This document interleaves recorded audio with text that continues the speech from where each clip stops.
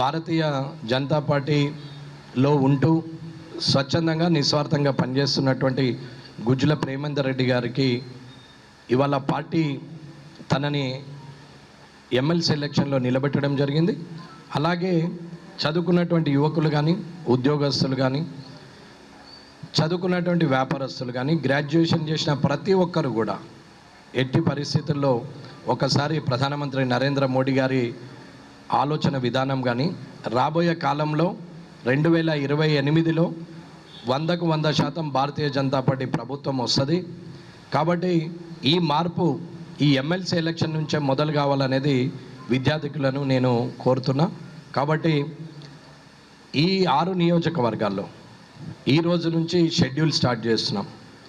ప్రతి దగ్గర వెళ్ళి ఓటర్ని కలవడం, ప్రతి కాన్స్టిట్యున్సీలో ఉదయం 5 గంటలంటే మార్నింగ్ వాకర్స్ నుంచి కలుసుడు మొదలు పెడితే సాయంత్రం ఇంటి వరకు వెళ్ళి రాత్రి 10 అయినా 11 అయినా ఆ వ్యక్తిని ఆలోచింపజేసే రీతిలో పని చేసుకుంటూ ఎట్టి పరిస్థితుల్లో ఎలక్షన్ నియమ నిబంధనల్ని ఉల్లంఘించకుండా నియమాలకు లోబడి అందరితో కలిసి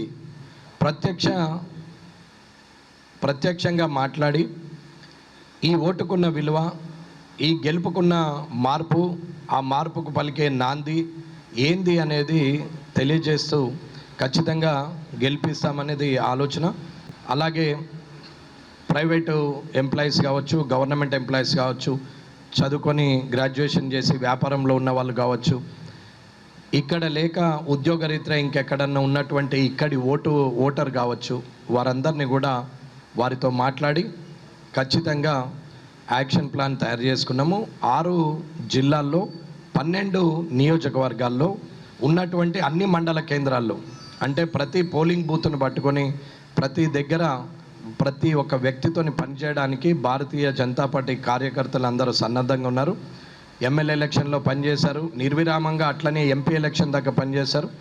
ఇంకొక 10 రోజులు మనం కష్టపడితే ఖచ్చితంగా ఇక్కడ గుజ్జుల ప్రేమేందర్ రెడ్డి గారు అత్యధిక మెజారిటీతో గెలుస్తారు. ఇది వట్టి మాట కాదు.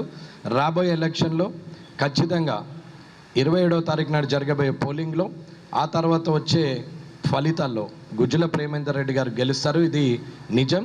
ఇది పత్రిక ద్వారా నేను తెలియజేసుకుంటున్నాను. దయచేసి విద్యార్థికులందరూ, గ్రాడ్యుయేట్స్ కూడా సహకరించి ఆశీర్వదించాలని కోరుకుంటున్నాను. కేంద్ర ప్రభుత్వం ఏదైతే అనౌన్స్మెంట్ చేశారో దాని ప్రకారంగా రిక్రూట్మెంట్స్ జరిగినాయి. మీకు డేటా కావాలంటే ఒక 15 నిమిషాలు టైం ఇస్తా, మీకు వాట్సాప్ చేస్తా, మీ గ్రూప్కి చేస్తా.